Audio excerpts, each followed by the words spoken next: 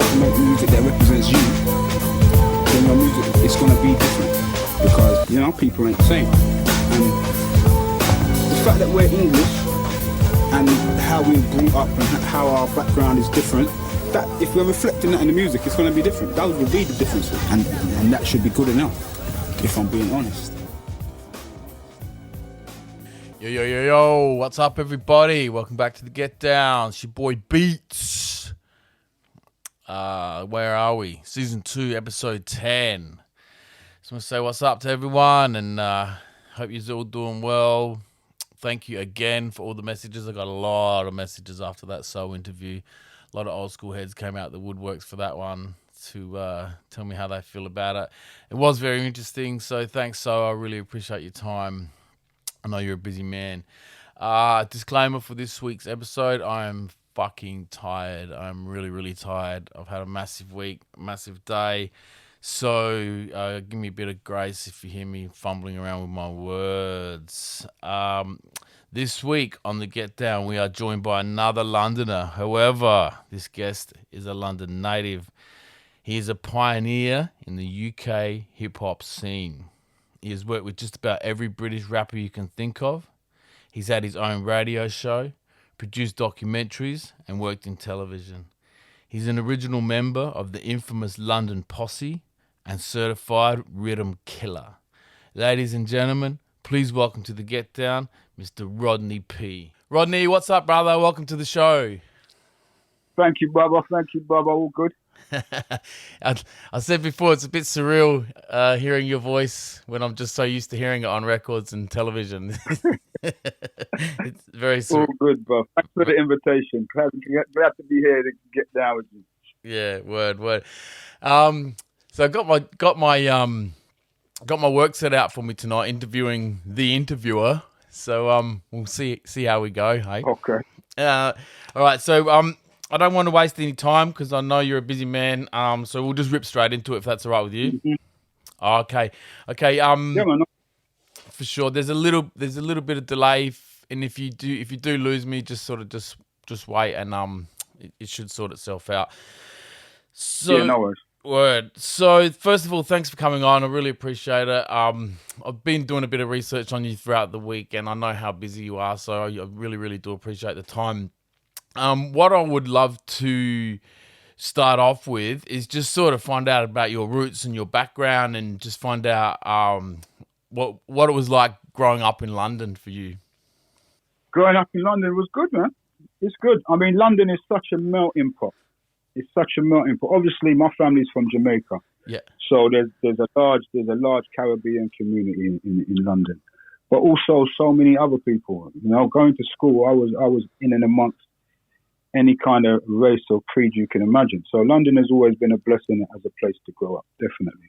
And also as a musical hodgepodge. In terms of music, I can't think of anywhere that is as much as a melting pot of musically as London is. Yeah. And I've been around it. Even like New York and California, they're not as much as they don't mix musical styles in the same way that London does. London gets a little bit of everything from everywhere. Yeah. And puts that in the pot, mixes it all up, and comes out with some incredible stuff. Yeah, because even the hip hop is not limited to that traditional style of New York hip hop. You put a bit of drill in it, a bit of dance, you know. So you flip everything, flip it up a bit more. Yeah, I think things like UK drill, grime, drum and bass, jungle. None of those music could have come about anywhere else except London. Only London could create that shit. You know, and I mean, I know that drill didn't originate in the UK, but the UK version of drill is unique to the UK. It couldn't have existed anywhere else, definitely. Yeah, it's starting to take off down here too, in Australia. Yeah, I'm not surprised because it's the energy of the young people. It's got a certain amount of energy to it. It's a shame to me. I mean, I'm an old man now, so it's a shame to me that, you know, when we were all young, we all had that youthful energy, but it's just a shame to me that there's so much aggression that comes along with that style of music in the UK. There's so much violence that really authentically comes along with that style of music in the UK, and that's a shame because it is a very creative music space as well. It's not just about violence. There's some really creative music being made there. So it's a shame that they go in hand so often. And I hope that doesn't happen within the Australian version. There is definitely a negative light shone on it down here. And there's two what's the word, misconceptions about Australian hip hop. There's, you do barbecue rap, so you talk about being at a barbecue and, you know, drinking beer and stuff like that, and then you got these new guys coming up and they're talking about money and guns and gangster shit. When, you know, I'm calling bullshit on it, but, you know, some of them might be you know, doing dirt, but there might be one or two who's living a lifestyle, but generally it's all bullshit and smoke and mirrors. Yeah. So there's definitely a negative light shone on it, and I think some of the older heads are sort of like, nah, I'm not having it. And I guess it's the same in American hip hop with mumble rap, for lack of a better word. Yeah. You know, the way. And it's exactly the same. A lot of the older heads just refuse to accept that shit. Yeah. You know, and a lot of the younger heads just say, you old heads are just bitter listening to your old school hip hop shit. And there's no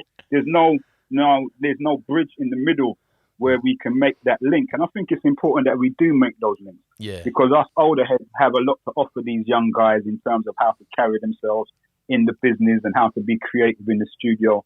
But also, us older heads have to listen to the young people. This is their time. Yeah. When we were young guys, no one could tell us shit. Yeah. Our shit was the best shit in the world.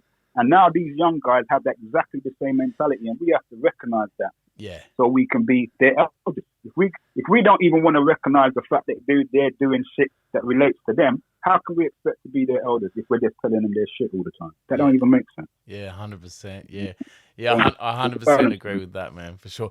You knocked the nail on the head. The older people, you know, who were probably saying to you when you were younger, man, that's shit. We don't want to hear that. We don't want to hear that. And then you've pushed through. Absolutely. And now you've got to listen. Otherwise, it's just never going to evolve, you know. Yeah. And I mean, for me, I remember when grime began being the big thing in London, in the UK.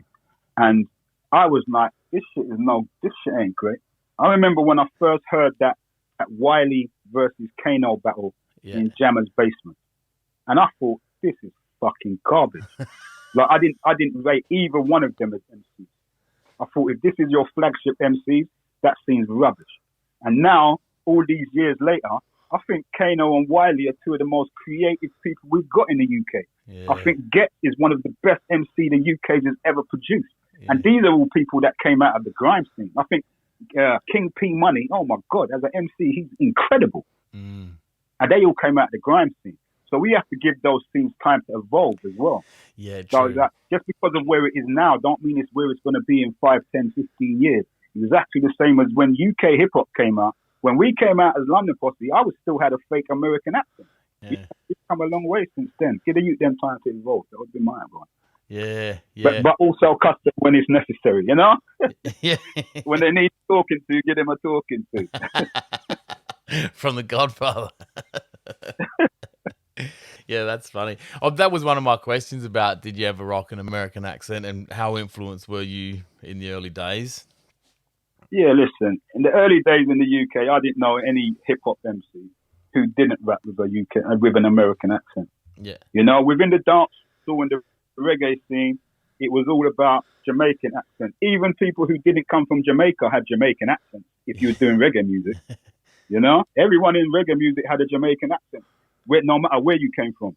And in hip-hop, everyone had an American accent, no matter where you came from. Yeah. But by the time we came out as London Posse, we'd already started the journey of not wanting a fake American accent. Yeah. We hadn't quite worked out how to do it yet because it was harder than you think to get rid of that fake American accent. But we were on the journey. And by the time we got to making money, man, we didn't have no fake American accents at all. We were doing arting. Nah, I know. That was dope. The same thing happened down here. There's a few people, you know, with American accents, and then people started embracing their Australian accent. And like, it was only really, I've met American artists and they've said, we just can't understand what you're saying, you know, but it's like, well, it's not for you, you know, we're making it for ourselves. And you make it for yourself first, and other people have to catch your vibes. And it would be exactly the same they said about the UK scene. You can't understand what you're saying. But now look, now Drake's got a fake English accent. Like, what the fuck? Like now you're on our shit. Yeah. That's the way it goes. Right now the UK shit is hot. In fucking 5 years it might be the Australia shit that's hot, and then 5 years after that the New Zealand shit that's hot. Just keep making shit that you love, and we'll see where we end up, innit? Yeah, that's it. How did you get into hip hop music? Well, no, not music. How did you get into hip hop as a whole? Like, who introduced you? What were you listening to? What was going on? How old were you? How did I get into hip hop? I mean, there's always been a raving scene. So I've been going out raving since I was young. And I guess, I mean, I've been into hip hop since Rapper's Delight. Yeah. Like the first time I heard the Sugar Hill Gang, I was a hip hop fan. But it took a few years from the Sugar Hill Gang until Malcolm McLaren and the imagery of hip hop. Yeah. So when Malcolm McLaren made Buffalo Girls, it was the first time we really got to see what hip hop looked like. Yeah. You know, to see a b-boy in a b-boy style. Mm. You know what I mean? Like break dancing. To see the culture of hip hop. We saw graffiti. We saw breaking. We saw rapping. All of it encapsulated in that one video for Buffalo Girls. And that was a huge moment. There were other significant moments, but that was a huge moment. Run DMC, I mean, the whole Def Jam label, Run DMC and LL Cool J. Yeah. LL Cool J did a concert. There was a Def Jam concert in the Hammersmith Odeon back in the day. And it was LL Cool J, Rakim, Run DMC, and I think EPMD. And yeah, that concert, I was forever converted, you know? And there was creeps like the Boogie Bunch, who was a DJ crew down here in London. Yeah. And they took me to Covent Garden for the first time. And I met like the London crew. And the Covent Garden crew was people from all over London. It was like, Covent Garden was like Mecca. So once you got to Covent Garden, you became part of this new family, this hip hop family. Yeah. And that included break dancers, graffiti writers, rappers. You know, that was the hip hop family. This predates rap. This predates rapping, because rapping was really the last part of the culture that took a hold. Yeah. In London, it was all about breakdancing and graffiti writing. Yeah. The rapping part came last. You know? Yeah. And I'm a hip hop kid. I'm not a rap fan. I'm a hip hop fan. Yeah. I go with the culture. I don't just go with the rapping. I go with the culture. So did you do graffiti? Because is that you talking in the the bad Tim Westwood doco Bad Meaning Good? Is that you talk? Yeah. Is that you talking over the top when they're talking about graffiti? I haven't seen that documentary for so many years. I have no idea. But yeah, we did all of it. Like we did all of it. I used to break dance. I used to write graffiti, and I rap because I'm a hip hop fan. Like those days, you didn't do one thing; you did everything, and you found out what you was best at. But as a hip hop fan, you just love all of that shit. I love to see like big bubble lettering and like on going past on the side of a train. Yeah. I love to see a man do amazing windmills and then go straight up onto his head and then bust a free. Yeah. I love to see that shit. That's that hip hop shit. I love that shit. Yeah, even now, I'm 51 years old. I know I carry it well. I'm 51 years old. I still love that shit to today. Like that's my shit. Yeah, it's dope, isn't it? It is. Do you reckon you can still bust the move? Boy. You know what? If I did a little stretching first, I could probably do some footwork. But I ain't even going to try to do a windmill because that'll give me a groin strength. Oh, shit. So you're getting into it. So what year is that? So do you remember what year that concert was where they came out to the UK? That'll be early to mid 80s. Yeah. So you're a fan. You're a full on fan there. Yeah, full on by then, full on. And so the London Posse put out our first record in 1987. Yeah. So you can imagine, like I've been here for a minute. Yeah. And we'd done 2 like national UK tours by then with Big Old Real Dynamite. So we've been at it for a while. Yeah. Yeah. Like I've loved this shit since before I left school. I would come home from school, get changed, and head straight to Covent Garden. That was my life cycle. Far out. So when did you realise that you wanted to do it? So, as soon as you saw that? Like participate yourself? Nah, it wasn't a realistic possibility that you were going to have a career in hip hop. That wasn't a realistic possibility. So that's not something I was pushing for. I'd actually just left school, and I was doing a training course, and I got the opportunity to go on tour with Big Audio Dynamite, which was Mick Jones from the Clash's new band, and Don Lett's new band. And I had a choice to make: either stay on this trainee course where I was getting like £30 a week, or go on tour with this new band where they'd pay me a per diem of £10 a day for food and stuff, which makes £70 a week to be on tour with this band. So I thought, fuck it, I'm going on tour. And that was kind of how it all started. And it was off the back of the second tour we did that we got offered a record deal, and then it was all full steam ahead from there. But it was never sat down and thought, yeah, I'm going to be a rapper, I'm going to make records, and I'm going to be an artist. That conversation was never had even in my head. It just didn't. It just luckily enough it worked out like this. Yeah, right. That's one of the questions I've got here. Back in '86, like you toured with those guys. So the Clash were like they're a punk band. So how did that come about? Yeah, but punk was always kind of hip hop. Yeah, punk is always kind of hip hop, and punk kind of makes sense to me anyway. I mean, I'm from Battersea. Battersea is over the road. Like you go over Battersea Bridge or you go over Chelsea Bridge, and you're on King's Road. King's Road is the home of punk. So I've seen punk since I was like, I'm comfortable around punk. I'm more comfortable around punks than I am around rockers and skinheads. I'm cool with the punks, the purple hair boy. I'm cool with that. And they always had punks, like I say, they was always into reggae music and makes sense. And Mick Jones was a huge hip hop fan. Like the first Big Audio Dynamite album, if you ever listen to that, you can hear the hip hop influences in it. And he had a relationship with Sipo. So he knew Sipo. So really what happened, Sipo, I'm going on tour, I want you guys to come bring some of your mates. And Sipo came and got us. Yeah, and that's how we got off the tour. It was via Sipo. Yeah. So you're just boys or you were London Posse by then? No, we were just mates. Yeah, right. So how we got the name, so we did the first tour, and on the poster for the first tour, it said Sipo the Human Beatbox, the Bionic MC, and MC Rodney Rock, plus 2 dancers. Yeah. So that's a pretty long name to put up. That's the name we had. Then we did the first tour, and the Big Audio Dynamite guys went to New York, so we followed them. Nice. We weren't part of the tour. We did on our own expenses. We said, fuck it, we're going to America. Nice. And I had an auntie in New York. So we went and stayed at my auntie's house. And when we were in New York, we became the London Posse. Because when you're looking, like, where's those guys? What guys? No, that London Posse. Nice. Posse was the word them days. Yeah, the London Posse. So we became the London Posse. And when we came back to the UK, we were going on tour again with Big Audio Dynamite. They said, right, we need a name for the poster. Nice. It can't be that people with human beatbox, but it can't be that. We need a name. You need to have a name. And just within, 15 seconds, we said London Posse. And that became a name.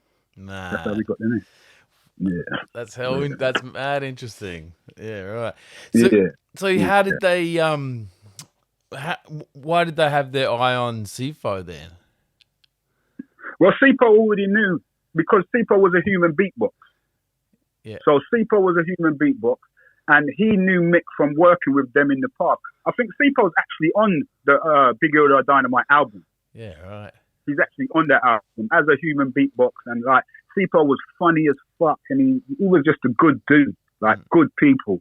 So he knew all kind of people. Like Sipo knew all kind of people, and Mick Jones was one of them as a creative, and he was a super talented beatbox. Like, yeah, as a creative, he got around. So he knew those guys, and he invited us to get involved. And forever be thankful to him, because he changed my life, to be honest. Yeah, it's crazy, isn't it? It's crazy, like sliding doors, mate, Absolutely. That's crazy. I just, this week, knowing you were coming on, I watched that Bad Meaning Good doco, and there's that scene where him and Bionic are in the back of the car and he's busting a beatbox Yeah. and Bionic's In the back. freestyling. Yeah, yeah, I'm like, yeah. far out, man. That's Yeah. like years ahead of Classic. its time. That's That's some crazy. classic shit. Years ahead. Yeah. I mean, I'm forever telling people, like, to me, Bionic is the most important MC the UK ever created. Like, his style, what he was doing then, is still the style that these kids are just coming into now. And they don't even realise it. And that's 1980 something he was doing that. And the amount of MCs who will tell you the influence that that scene had on them as artists and as MCs is undoubtable to me. Bionic is the most important MC that ever came out of the UK. Yeah. Do you still see him? Nah, I haven't seen Bionic since the last London Posse tour we did a couple of years ago. But he mostly lives in Ghana now. He doesn't live in the UK. He spends most of his... Yeah, right. So how difficult was it to get your music out back then? We went through stages. So when we first got the first deal with Big Life Records, it was easy. So putting out the first singles and stuff, it was easy because we had the support of the label. Yeah. What we thought was the support of the label, but it turns out that, you know, those record deals ain't always what they appear to be, you know? Yeah. So when it came around to signing up to do the album and stuff, when we actually got the contract looked at, it was like, we can't sign that. Like, we can't mug ourselves. As much as we want to be artists and we want to be out there and we want to get this check, but actually, ultimately, that check is not what we're worth. Like, you know, the music industry is a snake pit. Oh, yeah. So we didn't sign it, and then we were left in the wilderness for years. Yeah. For years. Not for a little while, for years. And then we made Money Mad as a single on the Justice label with Westwood. Yeah. And then we were off into the wilderness for years again. And then just in a chance meeting, it was a weird one because my sister, I'm giving you all my personal stuff now, but my sister has a child with Errol Samuels, who was the road manager for Aswad, the reggae band Aswad. Yeah. And they were signed to Island Records. So one day I saw Errol and I said, here, listen to this, which was Money Mad, the tune we'd put out on Westwood's label. So he took the record, just coincidentally, he took this, back then it was tapes, it weren't even CDs yet. He took this tape into Island Records, and there was an A&R guy there named Mikey Roots, who was into hip-hop. Mikey Roots had signed Overlord X. I don't know if you know Overlord X. He was a big UK hip-hop artist back in the day. Overlord X and the X Posse. So he had signed them. So when Errol walked in to the office and he's got this London Posse tape, Mikey starts losing his mind, saying, I've been looking for these guys because he loved the Money Mad record so much. He'd been looking for us. And from there, that's how we got our record deal with Island Records. Yeah. He found this tape that Errol had, and he came and got us, and we got a record deal to put out the London Posse album. Crazy. So were you clearing samples back then? No. My man. This predates all them court cases that people were having. This predates all of that shit. Yeah. We're still in the 80s. So that London Posse record came out, I think, 1992. But we're going from the late 80s into the early 90s. None of that shit was an issue yet. Yeah, nice. And there's big, like, I've got a couple of your vinyl.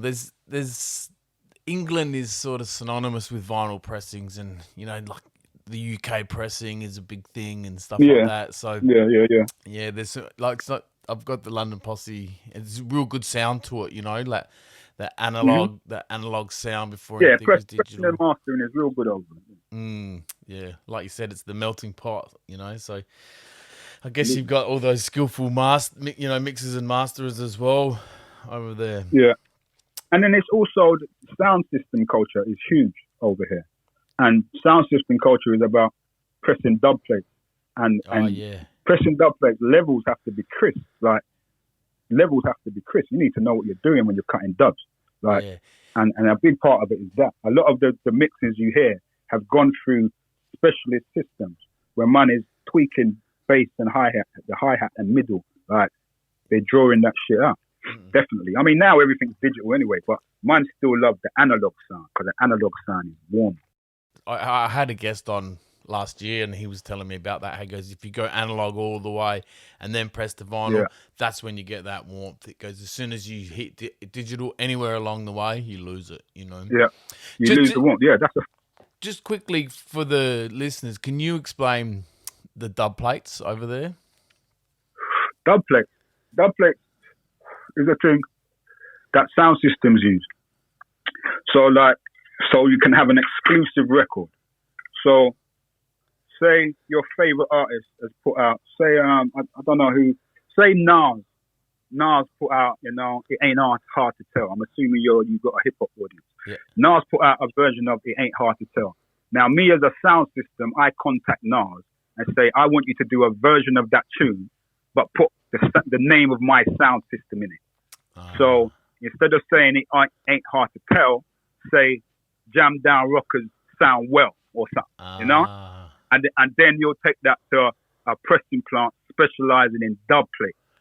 So they'll go and cut that dub so you can play in the party that weekend against another sound system, and you will have an exclusive record that no other sound system can't play. Nice. And every sound system wants as many exclusive records as they can get by as many big artists as they can get. Nice. That's a dub.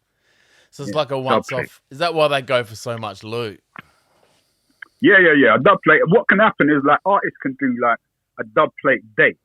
So they'll let it be known to all the sound systems or radio DJs or whoever it is, regular DJs who want to play it in a club, that they're doing a dub cutting day. Yeah. So send in your request and they'll just spend the whole day in the studio cutting dubs for whatever sound system or whatever DJ wants. And you just send in the name of your sound, name in your DJ, and the artist will spend all day in the studio cutting dubs. And there'll be a set price. So I'm cutting dubs today for £500 a dub.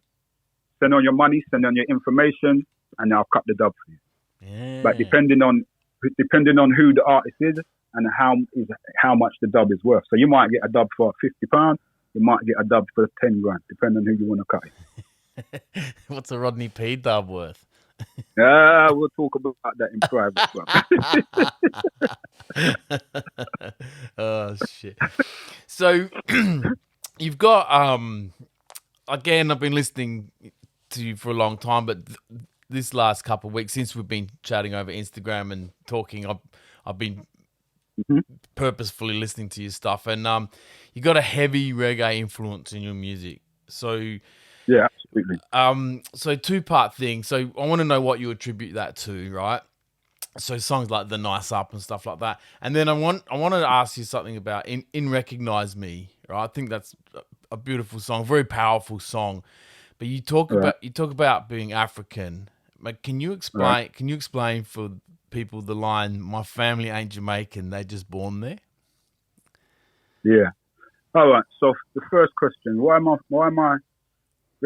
music has such a reggae influence is because my family grew up in Jamaica. I'm from a Caribbean household. Yeah. And I grew up listening to mostly reggae music. That's what I grew up listening to most, first and foremost. So that's my foundation. My foundation is reggae music. Yeah. And when I say reggae music, I don't just mean Bob Marley albums. I mean reggae music across the board, you know? So that's first and foremost. And then when I say my family's not Jamaican, they were just born there, I mean that black people are not their original, you know, they're not native. African people are not native to Jamaica. Arawaks are native to Jamaica.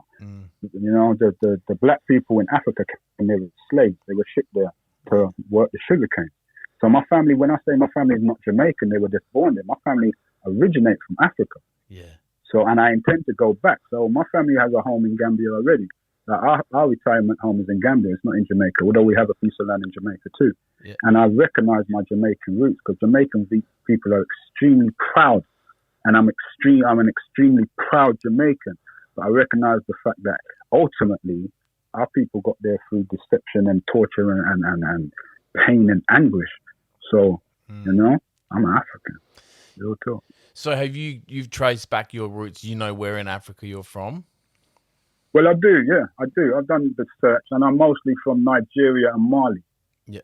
So I've done the ancestral search, but and Senegal as well. but we have a home in Gambia, which we bought the house in Gambia before we knew that actually Gambia is surrounded by Senegal, and I have a lot of Senegalese blood. Crazy.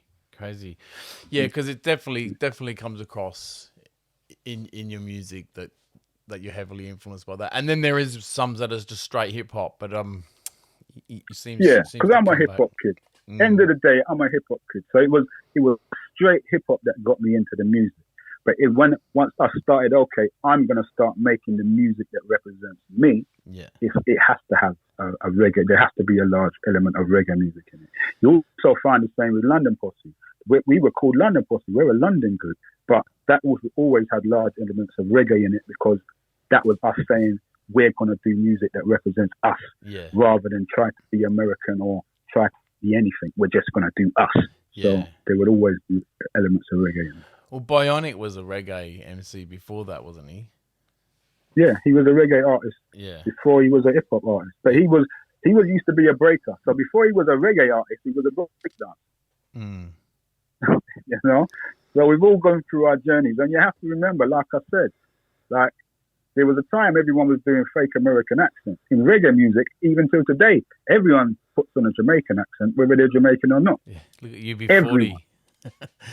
Well, UB40, look at that. I mean, and Bionic family is from Ghana. Yeah. And I could name you loads of Jamaican and loads of reggae MCs that you will be surprised that they're not Jamaican. Some big reggae artists, they're not Jamaican. They just got Jamaican accents.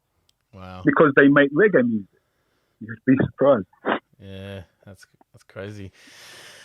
Excuse me. So, and another thing I noticed is that you have a lot of, I don't even know what I would call it, but you switch over into that club dance music style. Is that are they songs you release, or do you sort of give people the rights to? Usually I'm guesting on those streams. Yeah, usually I'm a guest on those. So I work with the Dub Pistols a lot. I work with Bass Nectar. I work with Herbalizer. Yeah. I work with various bands. And on different kind of music. But I would say to you, I've never made a record that I don't like. So I like jungle. I like drum and bass. I like smoothed out neo soul music. I like raving tunes. Like if we can do it well, I'll like it. Like you know. Yeah. So, and again, that comes from I grew up in London. I'm a raver. I'm a junglist. I'm all of those things. And that reflects in the music that I make. Yeah. And I do that unashamedly. I know lots of people who try to project an image, and I can only be this. Yeah. My audience is only allowed to see me as this. Well, my audience is allowed to see me as me. And if you see me as me, then I'm all of these different things. Yeah. And I'm comfortable with that. Yeah, it's good. It's good. It's an eclectic mix. Like I drive about 45 minutes to work and back, and putting it on, it's like, wow, that was a journey. You know, because you got some deep shit, like we said about, you know, I'm African and, you know, recognize me, and then the nice up, and then you got all those club bangers, which you could just see. I could just imagine chicks going nuts in the club, like when you, and I think you're being emulated now by a lot of like UK rappers at the moment who are doing that. You know, not to name names, but I definitely think that they've, you know, grown up on you, and they're doing a bit of that. You know, so I think so too, and that's all good. Yeah, I mean, that's all good. I'm glad to. I don't mean to sound like gloaty or big-headed, but I'm glad to have been of an influence, and I do recognise that I have been. Yeah, for sure. So, in saying that, what's your favourite? We'll narrow it down to a track. What's your favourite track to perform live? To perform live? Yeah. No. I can't do one. Can't say one. There's a few that like I don't know which ones you know, but the Nice Up is definitely one. Yeah. Mucky Weekend is definitely one. Yeah, the Nice Up's dope. That is fine. Yeah, the Nice Up, Mucky Weekend, Live Up as well. Live Up always works. I don't know, bruv. It also, you have to recognise the fact that I get booked to play a lot of different venues because of specific tracks. Yeah. So someone might book me because they want to hear all the jungle tunes I'm on. Yeah. And someone might book me because they want to hear all the hip hop tunes, or someone might book me because they want to hear the dance tunes. You know, so depends on where I'm performing, depends on the reaction that I may get from any specific tune. Yeah. So I just like all of them. I don't make tunes that I don't like I said. Yeah. But some of my favorite tunes of mine are tunes that I'll never perform live because they, or I only perform like I've got a tune called I Believe that is really slow, really thoughtful, and I've often performed it as an a cappella. Yeah. But the last time I performed it was in a church. Wow. I won't do that in it, you know. But I love that tune and I love performing that tune. But I don't often get the opportunity to perform that tune. Yeah, well, that's it. Depends on where I am. Yeah, exactly.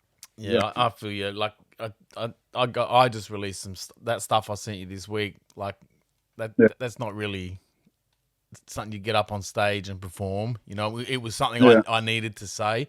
I'm never going to perform that live. So and I'm comfortable with that. I'm comfortable knowing it's never going to be performed live. Exactly.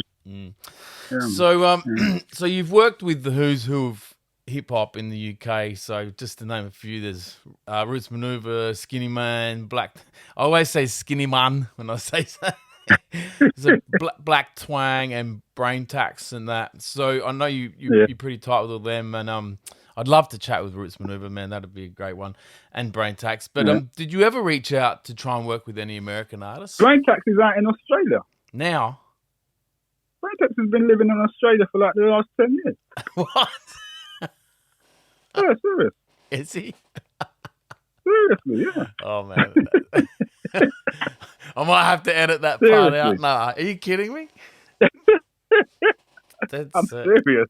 Brain Tax lives in Australia. Oh man, he's kept that quiet. He hasn't done any music then. No, he doesn't do music anymore.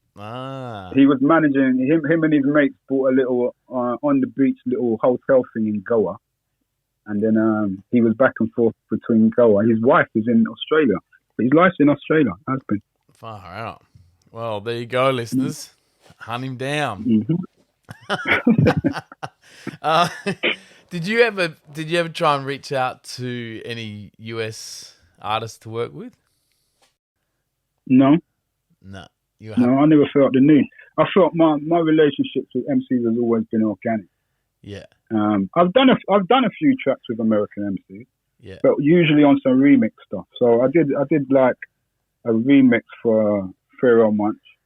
Nice. I did a track with David Banner, and I did it with them. It wasn't like they just sent me the beat. I know Pharoah Monch. Yeah. I linked David Banner when he came over. I did a tune with Smith and Wesson.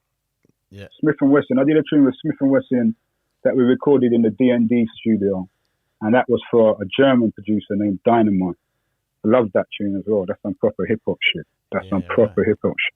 I have to hunt that down. Rodney, look for that. Rodney P and the Coco Brothers.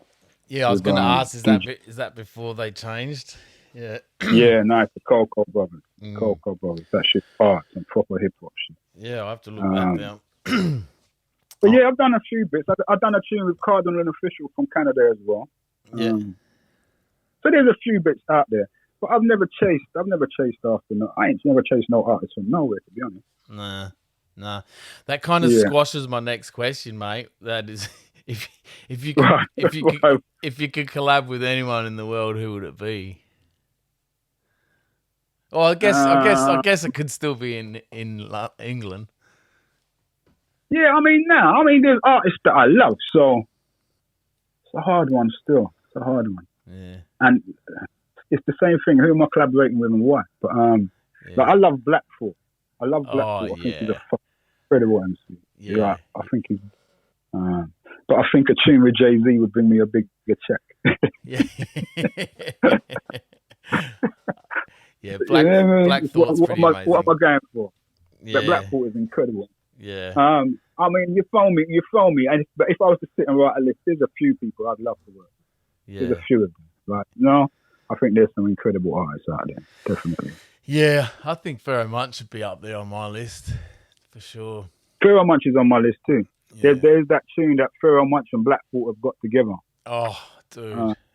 That tune is just, If you claim to be an MC and you don't like that tune, you don't know nothing about this shit, because them man go hard on that. Oh, off that post-traumatic stress disorder record.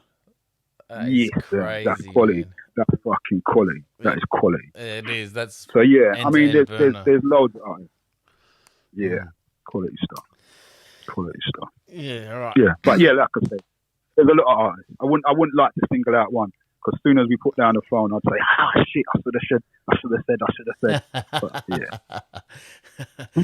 All right, so going back to Brain Tax, you were you got his address? No, I'm only fucking with you. So you were co-running a label with him. So when he had Low Life, and you sort of had Rhythm Killer alongside of it. Yeah. So what was that like for you to sort of step away? Well, not saying that you really stepped away, but what was that like for you to have artists underneath you and be putting out stuff and having it was a bit of a fucking headache, really. Yeah. I didn't do much. In that sense. I put out, because it was set up for me to put out my record first and foremost, which is what we did. And then I put out Kalashnikov. I put out an album for Kalashnikov. Yeah. But really, I put out that record with Joe Buddha, who's a good friend of mine, extremely good friend of mine. And he had produced the whole album, and it was for Kalashnikov. Yeah. And it like, working with artists is hard work. Like, working with artists is hard work. And I don't know if I'm built for that. Honestly, I don't know if I have the level of patience and I'm not built for that. Like, yeah, I'm not built for that. And that came with me very, like, it was made clear to me that I'm not the guy to be running a label, because I just can't allow, like, some things, you can't talk to me certain ways, or certain arguments that I don't want to get into that argument with man, and like, but, fair enough.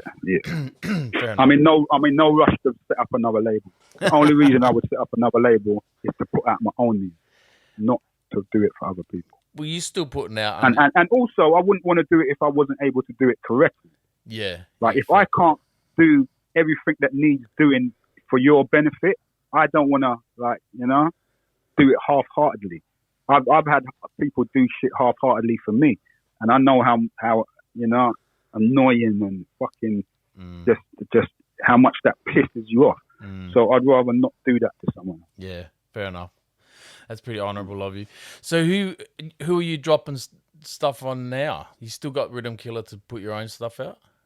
Well, I was going to put some stuff out on True Thoughts, but I just got it all back. I've got an album ready to go. Yeah. And I don't want to put out an album anymore. I'm going to chop it into 3 EPs. Yeah. Because I think the time we're in now, I don't even know if people listen to albums anymore. I don't even know, like, it doesn't seem to me like people listen to records to listen to music in the same way. Nah. So I'm going to chop it into 3 EPs and put it out over the space of a year. Nice. But personally, I think I've got some incredible music, and if you like my thing from the past, you're going to love my thing that's to come, for sure. Yeah, I've had that discussion with other people on the show about sort of looked into attention spans and of people these days, or or the way music is just presented.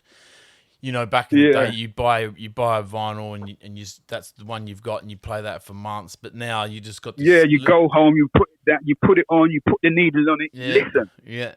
And now you got this little black thing little black thing in your pocket now that's got millions and millions and millions of songs. Right. You just swept up. You just swept up. And so I'll get back to that about. I do have a question here about how you think about the internet's affecting things. But what I want to do is just sidestep a little bit.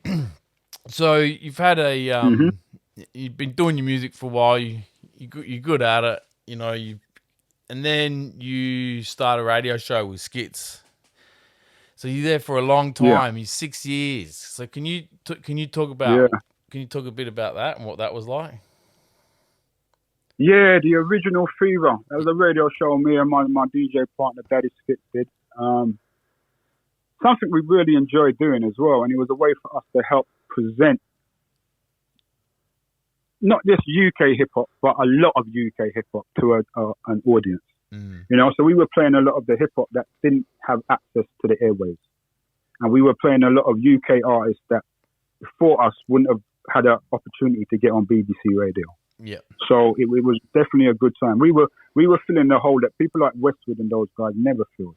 They never showed any love or support to what was happening in the UK, and we came in and filled that hole for 6 years. Unfortunately, they got rid of us in the end, but you know, it was a strong stance, and we helped build the scene at the time.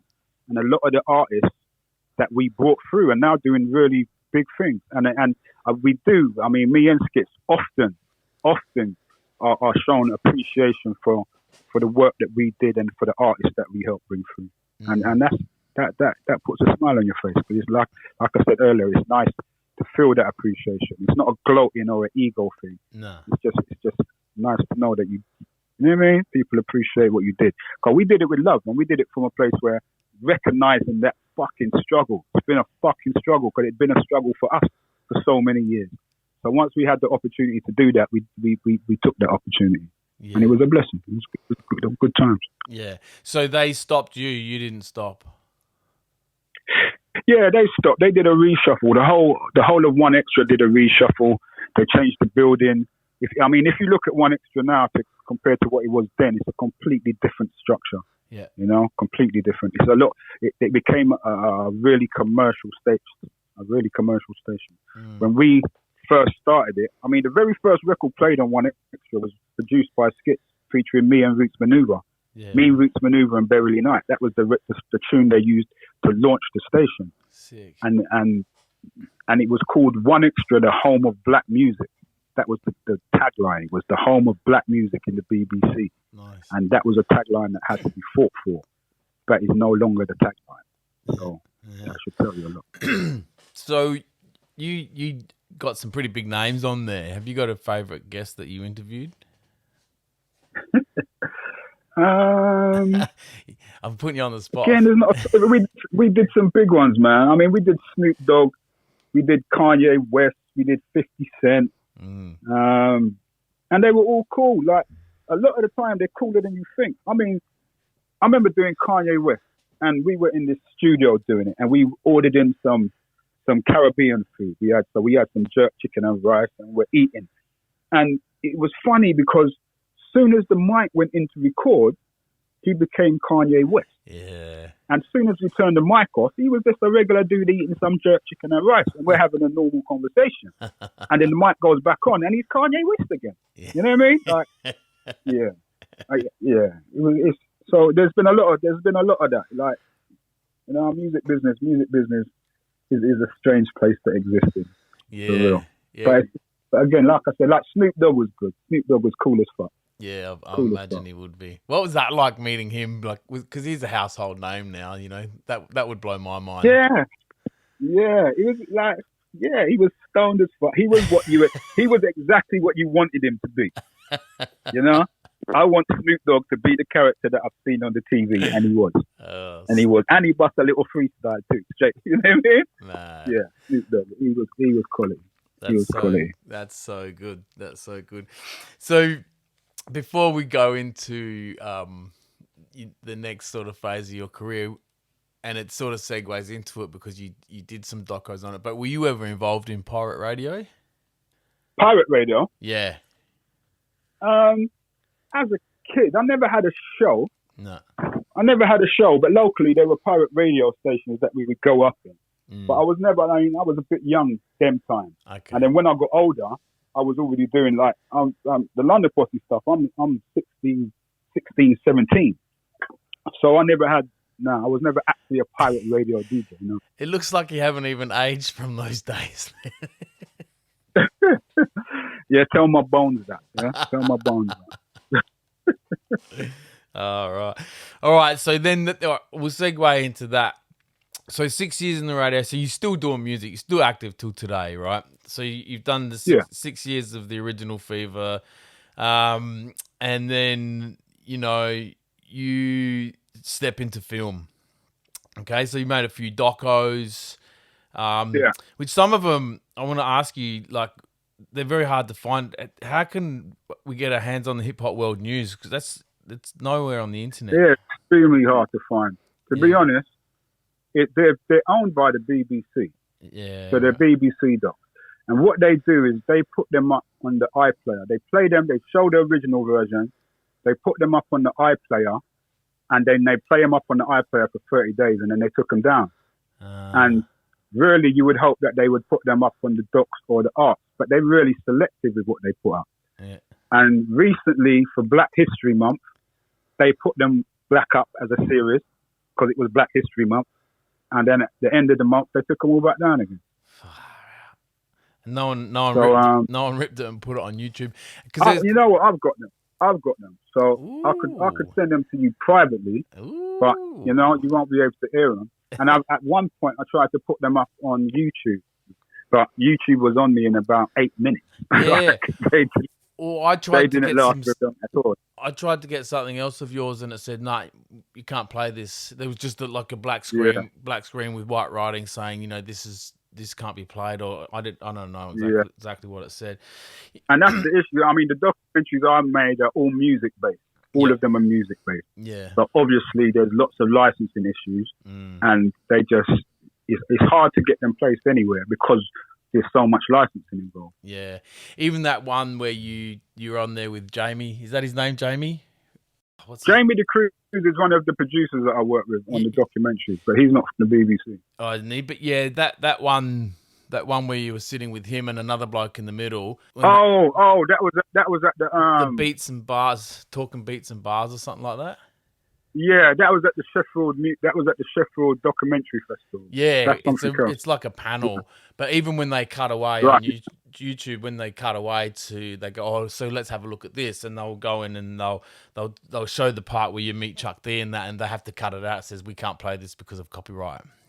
So because it's all owned by other people. Yeah. Oh, we'll talk to you after the show about those. One of the things I really want to do is start self-producing my own docs. Like that's obviously they take a budget and all of that kind of shit. Yeah. Flying all over the place, they take a budget. But I think it's important that we do own our own stories. Yeah. I think that's important. So I have started a documentary project called Under the Influence. Yeah. And I speak to a lot of the UK, old school artists, new school artists about influence and about the journey that we've taken. And that's something I'm doing independently, but that's going to take a while. But that's more about archiving the story across the board. And it's not about even, putting it on Netflix or on the BBC, because I'm not giving it to anyone. Yeah, we need to own that. Yeah, for sure. Yeah, 100%, man. 100%. So do you own The Last Pirates? Is that yours? No, that's what I'm saying. I did 3 documentaries for the BBC. Oh. We did the Hip Hop World News, The Last Pirates, and the Jazz Funk, The Story of Grime. Oh, okay. Those are 3 docs. Yeah, those are the 3 docs I did for the BBC. All music based, and all of them are extremely hard to get hold of now. Yeah, I'd like to see them, man, for sure. I've seen The Last Pirates, but I've been looking, for ages. I thought I might have to go on the dark web to get them. You know what? I'll dig them out and send them to you. Yeah, I'll make sure. Word. I'd really appreciate that. So the beautiful struggle. Yeah, no worries. The beautiful struggle.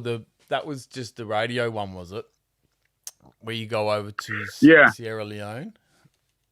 Yeah, we go to Sierra Leone. Yeah, that's a radio one. So what was that like? That was amazing.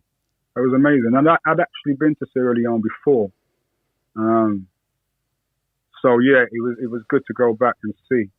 We do another one. There's another one. I go to Zimbabwe, and we went as London Posse to Zimbabwe in like 1993. So that was also good to go back and see. And it's going back on separate projects, but it's making those connections. It was good. I've done a few short documentaries. I did another doc in South Africa. We went to Cape Town after the end of apartheid to see how effective the supposed end of apartheid had been. So I've done a few different things. Like, yeah, I do a lot of music docs, but it's not. I've never wanted to do just music docs. I'm a huge music fan, but I think there's a whole world out there that has so much to offer. Yeah, I feel the same. Like with this podcast here, it's predominantly music, but I've reached out to other people. I've got artists on. I've got an ex gangster who's turned his life around and found Allah, and a couple football players over here. We play Aussie rules football. We play real footy over here. So I've got I'm trying to. That one. Yeah, with the egg shape. Yeah, so I'm trying to expand that. So I kind of feel you wanting to sort of tell those other stories. It really sounds like you should really start your own company up, mate, and just get it going. Yeah, absolutely. Yeah, absolutely. Absolutely. Oh. I mean, I'm in the process. I do all of this shit anyway, to be honest. So I just need to focus down and really decide what I'm doing. And not even decide what I'm doing, because the truth is, I don't want to have to do no one thing. Yeah. I enjoy the flexibility, but I do want to. It's all about ownership here going forward, and that's partly why I wanted my album back, because actually I don't need to have anyone else controlling how I release my shit or present it to the world. Yeah, well, in this day and age, you don't really need a label. No, you don't. No, you don't. What about High Focus? Would you put it out through them? I haven't even thought about it, to be honest, but I know those guys and they're good dudes. You know what I mean? They're good dudes, and I've seen those guys rise up. Like, I've seen them. I remember the day I met Dyke. Like I've watched the progression of them guys, and you feel kind of proud of them. Them men have done amazing work. Yeah. So I've got no objection to High Focus. I think those guys have done really, really amazing. So nothing but salute to them. Yeah, for sure. But I haven't actually thought putting out my own stuff there, no.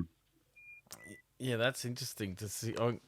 So you've got it recorded and done, ready to rock and roll? Yeah, it's done. It's done, mixed, done. Shit. It ain't mastered. It's mixed, but it ain't mastered. Okay. But we're good to go. Yeah, right. Far out. That must be hard, burning a hole in your pocket, mate, having that there. Yeah, it's been a bit of a mad one, isn't it? But the whole year's been a bit mad, and the whole COVID thing. And part of it is, well, like, if I put out a record, I need to be able to take it out on the road to promote it. Yeah. And that you don't have that possibility now. And it's been a strange fucking year, bro. Yeah, it has. I was lucky enough today. I bought the last copy of the blue vinyl of Kingdom. No, you didn't. I did. No, I fucking swear. I swear, bro, it sold out. I can assure you, I own the last box of blue vinyl. Oh, okay. And I got the last one for sale. Right. I took my box of blue vinyl and I put it away. So my box of blue vinyl is in my house. No one like that, and that is the last box of blue vinyl. I know I have it. So yeah. All right. Well, I'll see what number mine comes up at. But when I got the link, and this bloke off Instagram sent me the link, and it said one more available. I'm like, frantically get it, and then boom, as soon as I hit it, it said sold out. I'm like, booyah. That's a nice little release there. But so will you be pressing on vinyl, this one that you've got? Yeah. Yeah, it's sick. But I'll be doing limited vinyls and numbered vinyls and stuff like that. Yeah. And then I've also got my hats as well. I do my caps. I do my LDN Rhythm Killer caps. Yeah. With the London Posse across the back. Yeah. Yeah, I've got a few bits and bobs. This music thing, you've got to hustle. Yeah, you do. You do. And these kids may be getting fucking 15 billion streams a week, but that ain't happening on the level that we're working at. We've got to deal with our reality. So hustle every day. Yeah, I'll use that opportunity to tell the listeners that I've got a 7-inch out at the moment that you can buy at Insurgents Big Cartel. Head over there and grab yourself a copy. Show some love. Oh shit! So going back to all with your television stuff and these docos. It's pretty well documented that you had a bit of a moment meeting Chuck D. So what? Yeah. And you're on record talking about how important Public Enemy were to you. So can you tell the listeners a little bit about that? What Public Enemy means to you and what it was like to meet Chuck D? Man, like, for me, this Enemy are without doubt the most important group of hip hop. Yeah. Undisputedly, like what they bring. Yeah, I mean, it was a whole new way of thinking.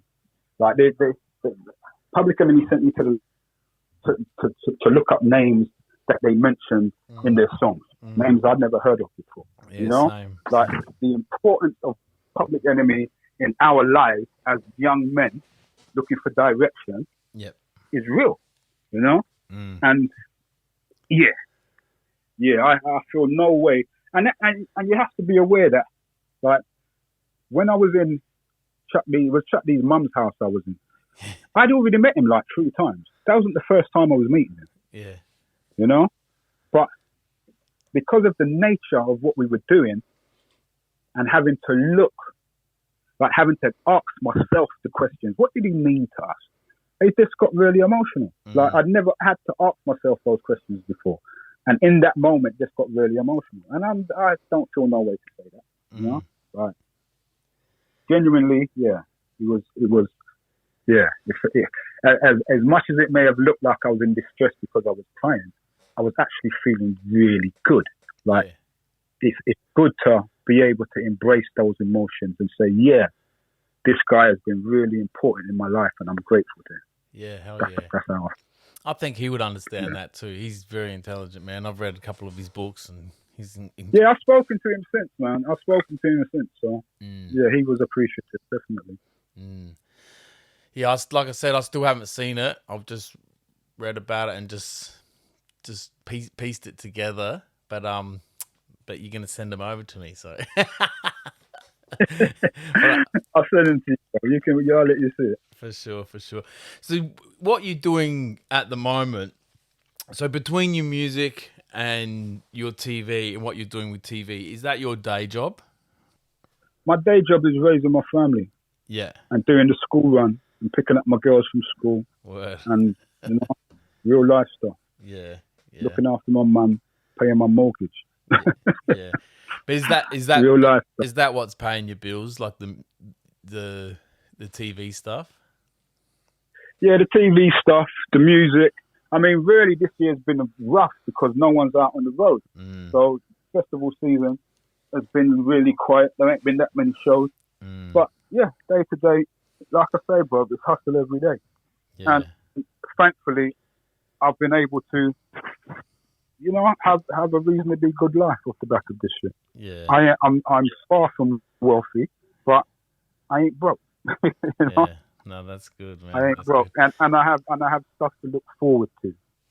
You know, and that's the reality for I guess a lot of your audience listening. The reality is, you know, a couple of you might become the most successful artists that New Zealand, Australia has ever seen within its hip hop community. But most of you may actually just be able to scrape by. And if you do, be thankful. If you're able to make a decent living by doing something you love, be thankful. Yeah, hell yeah, for sure. Yeah, I got a lot of my friends are obviously in the scene, and you know, a couple of them are doing really well. Couple of I put out a record last year, and I got one out this year, and you know, you put it out at a loss, you know, and I knew that going into it, you know, and I just don't really give a shit. It's because I love it. And I felt that music needed a home, and I didn't want it to be lost in the ether that is the internet and Spotify. So, you know, you got to do it. Got to do what you got to do. But you got to do what you got to do, man. You got to do what you got to do. That's right. Yeah. So, what do you think you'd be doing if you weren't doing music? If you'd never found it? I have no clue. Like, it would be so easy for me to come and say, man, I'd be a gangster. I'd be in the streets. I'd be selling drugs. Right? And honestly, there's a possibility I might have. I come from an area where there's lots of people in the streets, gangstering life and selling drugs. But there's lots of people around there who have got really good jobs and have really good lives and, you know, never did no such thing. And I'd like to think I would have been one of them. Yeah. You know? I'd like to think so. I'd like to think I would have made some really good choices and chose a really good path for myself. I'd like to think so. Now, like I said, I come from a place where that's not usually the most common path, but it's all about the choices we make, isn't it? Yeah, well, you've made some good ones. You know, you've got a career. You're famous. You know, you're on the radar. You've been on my radar for a long time. It was an old mate of mine who's from Birmingham. He come over here and he's a rapper here as well. Mm-hmm. And obviously Roots Maneuver hit really big with Witness to Fitness and stuff like that. But he was like, Yeah, of course. you know, you got to check this Rodney P. He's like OG. And I just never forget the first time I heard your voice, man. I was like, fucking hell. I go, this is what we must sound like to them, because we rap real thick Australian accents, you know. And when I first heard you, I was like before when I called you and you said call back, I was like, oh, what the fuck, man. Hearing your voice, but like not on record, is like, ah. Right. Yeah, but you see, you recognise it's my voice. I'm not on record pretending to do nothing. This is my voice. That's this is right. How I talk. That's right. This is how it comes out. Yeah. Real talk. You recently worked with Ocean's Wisdom, who I'm a massive fan on. I think he's just killing it over there, right? So it's you, him, and Roots Maneuver again to bring him up. So how did that track come about? Did he approach you? Yeah. Yeah. What are your thoughts on him? Ocean I think he's wicked. Yeah. I think, like, I haven't heard none of his new stuff yet. I haven't heard it. And the last time I spoke to him, he said to me he's kind of changing direction. So I don't know. I'm not sure what that meant. Yeah. But as an MC, he's bad. Yeah, he's. And I was happy to do that tune. More than happy to do that tune. Yeah. Now, Roots is my dude. So that made sense. Yeah. It was really good to have both, like you and Roots on there, and then the younger, like obviously Oceans is younger, but it kind of just felt like he arranged it to like sort of pay homage to you guys, because like he's killing it. He absolutely murders it. But to have you guys on there, I really felt like good on you, man. I think that was a really good idea, like a smart move by him. Yeah, so do I. And I think we recognised what it was at the time, and it was appreciated. Like he's a like I said, he's one of those ones. Like as an MC, I rate him. Yeah. There's no denying that they can rap star, like real talk. So yeah, man, definitely. Yeah. And when you say he's killing it, what do you mean? You mean the high focus stuff or the new stuff? Well, I'm going back to like Wizville, you know. Right. So I haven't, and I think that did come out on High Focus, but I haven't heard anything. Yeah, the Wizville came out on High Focus. Yeah, and the other one, right? I think. Yeah, that's the one you were on, I reckon. And that's the one I'm on. Yeah, there's another one where there's a gold cover and he's like a little kid on the cover. I just his wordplay and the like, you know. I reckon he'd give Eminem a run for his money, you know. Yeah, the wordplay, the tempo, all of that shit is good, man. Yeah, that double time stuff he's doing. And the clarity as well, because that's my thing with double time rap. Because I need to be able to understand what you're saying. Yeah. And he's it is very clear. Even in the British accent, it's very clear. He's good. Can't knock him at all. So did you knock around with the Task Force fellas and that? Do you know them? Did I knock around? I didn't knock around with them, but I know them, yeah. Yeah. And those guys was on Low Life as well. They was on Low Life in Brentford. Yeah. So I know those guys well, yeah. I know Chester and Farm. I know them well. Yeah, because they came out here for a bit. Remember, the UK scene is quite small. As much as it may seem quite big, it's quite small. Everyone pretty much knows everyone. Same as Australia. Yeah. Even though the country's big, most of it's desert, mate. And you'll have to come out here once all this COVID shit's over. Come out here, mate. We'll go tour the country. Indeed. You know, I've been out there before, though, right? Yeah. But I missed it. There's that photo of you like blazing a bong. That was over here, wasn't it? Yeah. Yeah. That was out there. Yeah, that going, gone. Yeah. That was out there. Good time. Good old Australian weed. No. Oh man. We had fun for sure. We had fun. All right. So these days, so you've seen it all. You've seen record labels, having your own label, putting, cassette, CD, vinyl out. So what are your thoughts on streaming service these days and how it affects how music's distributed? Because anyone can put out music these days, so it's allowing a lot of crap to get through the filter. There's a lot of fucking shit music. Yeah, but it's also powering the good artists to have the power in their hands and have no need for a label. Man. I don't know. Like, I can't pretend to be no streaming service expert, but I just feel like the artists are getting fucked. Oh yeah, they're not making money. That's yeah, and I can't get beyond that. Yeah. Right, because if no one was making money, if it was just, well, there's this service and anyone can put their music up, no one's going to make no money, but everyone got the chance to have their music played. That's one thing. But if someone's making all the fucking money in the world, but the artists are getting fucked, that ain't good. That ain't good. No, it's not. And right. That's what it feels like to me. It just feels like the artists are getting fucked. The labels are still getting paid. The streaming services are still getting paid, but the artists ain't getting shit. They're saying to the artists, go on tour. You want to get some money? Go on tour. Yeah. Fuck you. And then they can't right now. Yeah. It's pretty. And then they can't. It's bullshit. Like, they're not even. I think like they're trying to fight for like a penny a play, and they're not even giving that. So what do you have over there? Like a pence a play. We would have like 1 cent a play over here.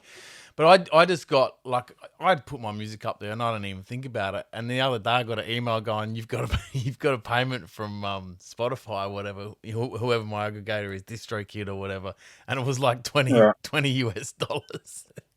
And I'm like, fuck, I just didn't expect anything. But that doesn't even cover my costs for having it up there. So it's ridiculous. Yeah. So they're getting paid. You got to pay to put your music up there, and then they're getting paid for advertising. So I think that's going to have to come to a loggerhead soon. Someone's going to, someone. Yeah, I think it's inevitable. And I think the streaming services know that at some point it has to change, but they're going to keep it like that for as long as they can. I mean, the only way it stops is when the artists say fuck it. Yeah, that's you. There needs to be enough of a groundswell from the artists to say fuck it. We're not going to put up with that anymore. Yeah. There's a lot of artists who are just hungry, who are just trying to feed themselves, who feel like they're not in a position of power. But we are. Well, if everyone said, "No, I'm taking my music down," then what does Spotify don't have anything? And there's another thing. It's the same with podcasts. Like, there is no payment so if I have 10,000 streams per episode, then I don't get paid for that, but music you do, so they're gonna have to change that too. And then they're happy to go and give Rogan 300. No, they don't. And then they got money to go and give Rogan 350 million at the front and another 350 million at the end. So it's crazy, isn't it? That's, I didn't know that. But what did they expect you to do? Go out and get your own advertising? Yeah, well, you sort of get your own sponsors. Yeah, you have to. That's what I do. I've got mates with stores, and just hit people up. It's not like by no means am I paying my rent with it or my mortgage with it, but it pays for the show to stay on the air, just so I'm not out of pocket, But by no means am I buying dookie chains out of it or anything like that.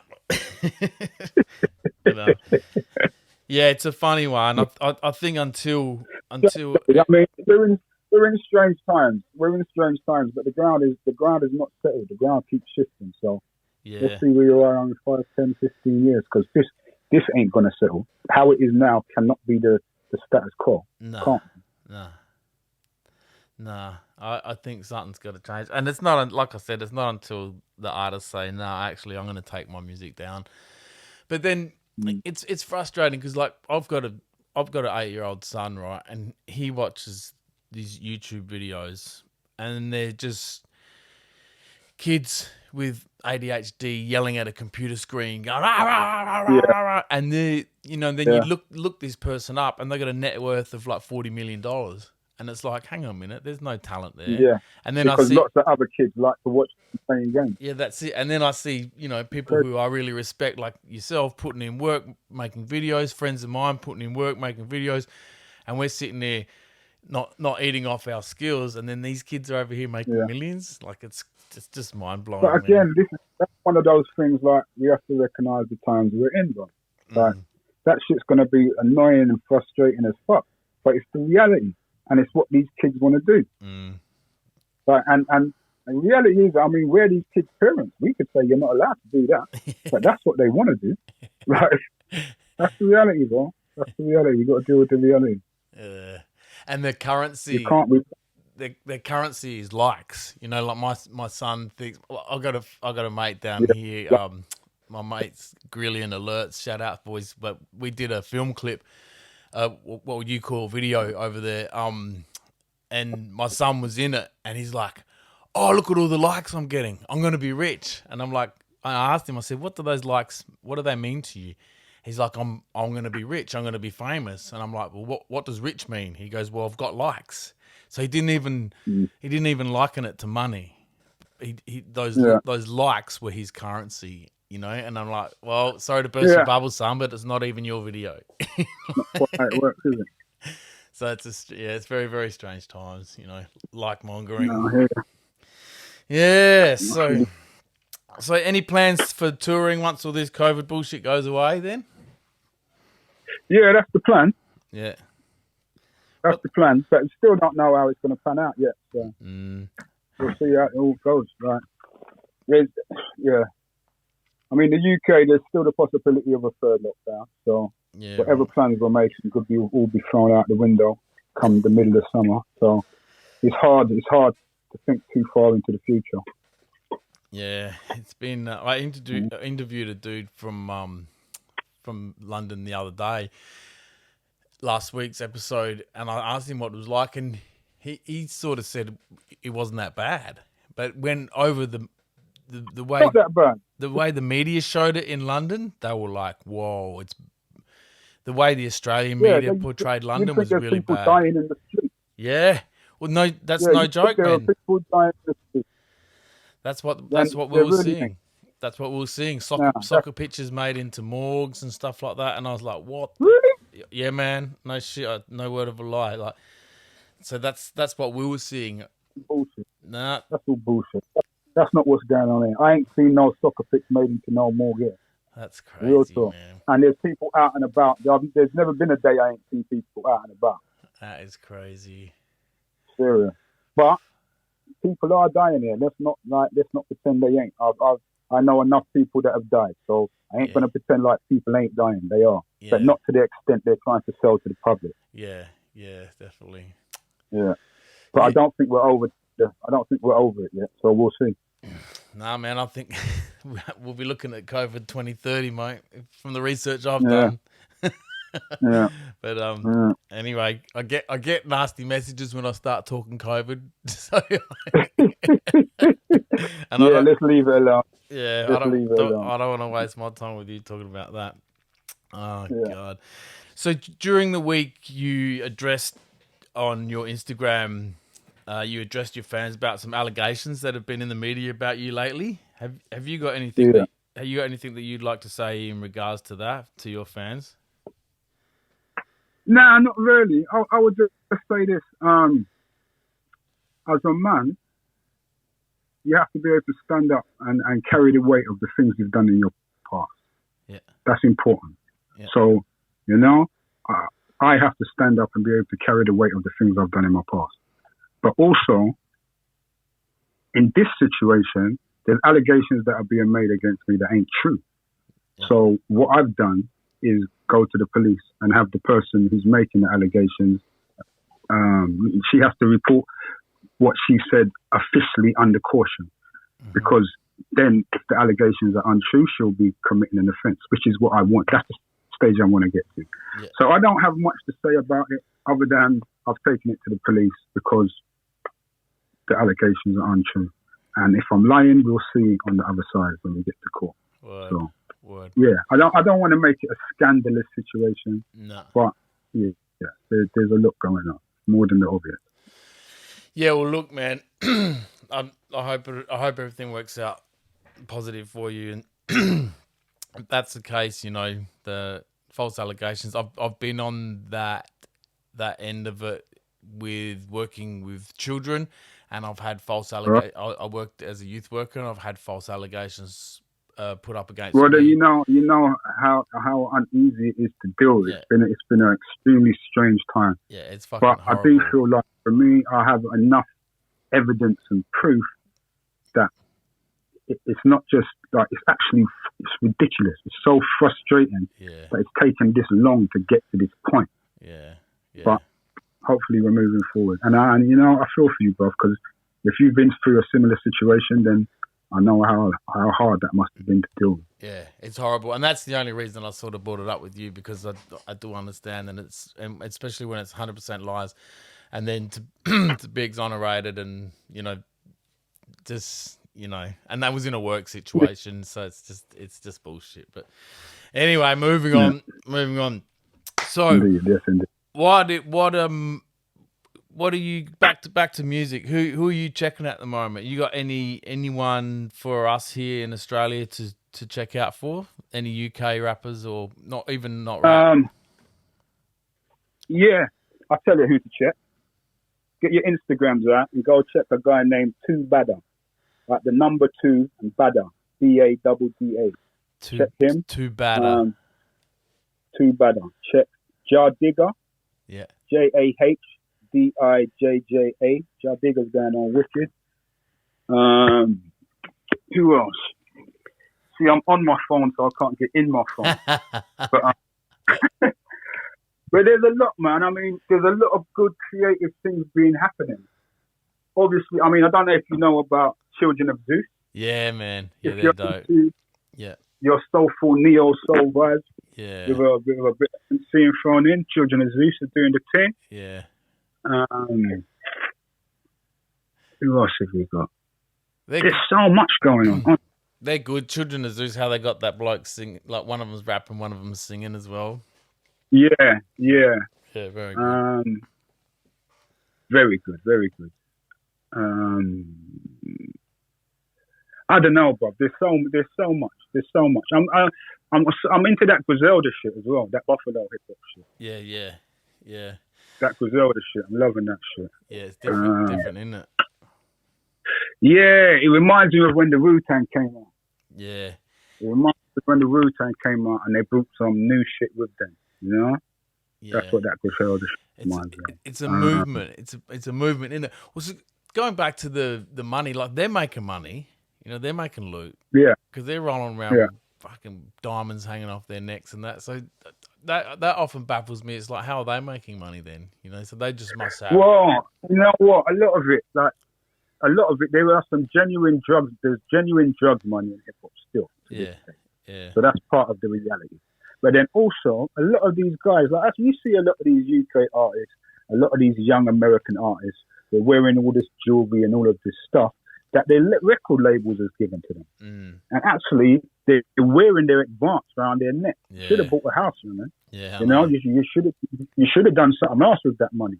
Yeah. If you're looking at Rick Ross or Jay-Z wearing it, that's fine. Because I can guarantee you, the man have got a few houses and a couple of businesses. Yeah. But these young artists, that is your whole advance around your neck. And if your album don't bust in the way the record label thinks it's going to bust, that's you out. Yeah. Now you're fucked. And that chain don't sell for, it ain't going to sell for nowhere as much as you bought it for. Not even close. That's the reality of this shit. But this record business, like I said, is snakish. And no one ain't here to teach the kids, They're here to rob the kids. Rob them of their creativity and their money. Yeah. Did you, as a documentary maker yourself, did you watch that documentary on Tekashi 6ix9ine? Tekashi 6ix9ine, has he got a documentary? I've seen a few bits of him on YouTube and stuff. I didn't know he had a full documentary. Well, it's about him. So it's, what's it called? Like the making of a villain or something like that. It's actually quite it's a well done documentary. I would watch that. Yeah, check it out. I have issues with him, but I would watch that. Where is it shown? It's on Netflix, or it might be. It's on Stan at the moment. It's on what at the moment? On Stan. I don't even know what Stan is. But it's a streaming. It's like Netflix. STAN. Okay. Or you probably. What's it called? The Making of Villain. I think it's called The Making of a Villain, Tekashi 6ix9ine. It's a very well done documentary. Like, I don't like the dude's music, and I think he's a snitch from what he's just, well, he is a snitch from what he's just done. I have issues with him, but I would watch a documentary about him. Yeah, it's pretty interesting with him. Yeah, definitely check that out. All right, so what's next for Rodney P? It's about getting this music out next. Yeah. It's about getting this music. I'm looking forward to getting some music out. I'm looking forward to getting back on the road. Yeah. I've missed it so much. Like, I didn't realize how much I get from, like, when you're out at the road every weekend, every week you're on tour, you're doing shows, it gets tiring. Yeah. You know, it gets tiring. But when you don't have the possibility, like, they take away your possibility to do it, you realize that actually that's your life. It's not even just about the money. It's more than just the way I earn a living. Yeah. I need that connection. Like, I miss that connection. Fucking hell. Yeah. I miss it bad. Yeah, so I want to get back on the road real bad. Well, I'm looking forward to that shit. Hopefully they open things up soon. Like I said, man, get a tour going down here, and we'll sort you out. Yeah, man. We'll pop it off, get something running, for that. All right, so I've had you for about an hour and a half now, mate. What I do, I've got a couple questions that I asked towards the end. So one of them, some people hate, one of them, some people like, and then I got a signature question that comes along with the show, mate. So just off the top of your head, and I know this is cliche, and I know it changes over your whole lifetime, but who's your top 5 dead or alive MCs? Oh, Lord have mercy. Top 5 dead or alive. Dead or alive.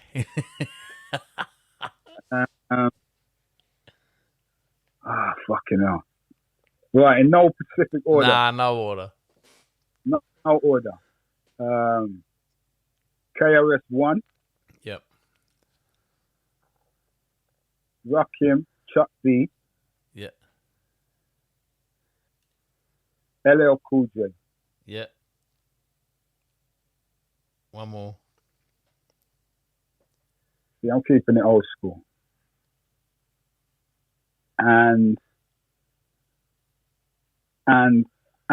MC who was, for me, part of the transition in styles from the old school to the new school, and that's Cool G Rap.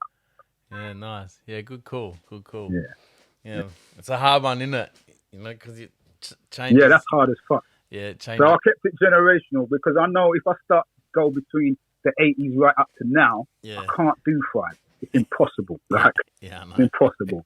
So I kept it in a generation. Yeah. For sure. All right, so I've got a signature question that I ask all my guests. It's another one that'll probably you might spit it out off the top, or it might make you think. So if you could write down one sentence of advice and put it in a fortune cookie and send it back to yourself in time, any time, what would it say and why? One piece of advice I could send to myself in hindsight. Yeah. Yeah, they're not all your friends. Nice, I like it. Yeah. They're not in this business, it's easy to get caught up in that idea of it's all love. Yeah, it's all love. Peace, well. Big up, Virgin. Yes, my dog. You know what I mean? Like, it's easy to get, you know what I mean, drunk on that fucking, I'm Rodney P shit. Yeah, London Posse shit. You guys are great.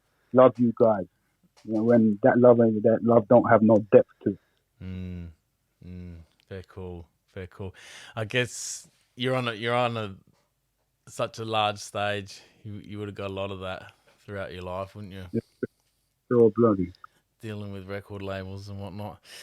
Yeah. All right. Anything else you want to plug? You want to plug your socials, mate? Plug your social media and where people can find your. Yeah, come check me, people. Come check me. You know what? I've been stuck on 21,000 on Instagram for so long. I need a little push. So come help me out. It's Rodney P _UK at Rodney P _UK.